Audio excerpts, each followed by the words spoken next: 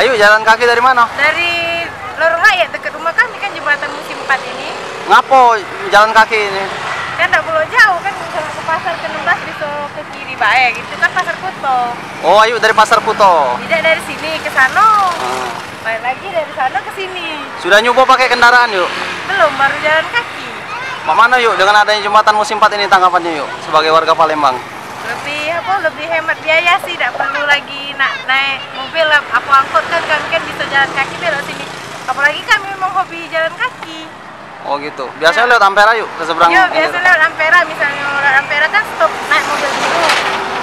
Jalan naik Ampera, kalau ke 16 ini kan tidak payah lagi. Langsung lewat sini baik. Lebih mempersingkat waktu ya, Bu ya? Nah, lebih dekat juga kan jalannya, tidak perlu jauh. Lancar ini untuk aktivitas seberang hilir dengan hulu nih, dengan adanya ini bisa lancar daripada musim itulah padatnya. Ibu sengaja kesini foto-foto? Foto-foto, nyoba musim 4 yang lalu. Biasanya Bu akses ke hilir ke hulu lewat Ampera Bu ya? Ya, betul.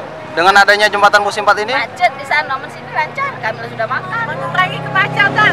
Sudah macet. Syukur alhamdulillah adanya musim 4 ini.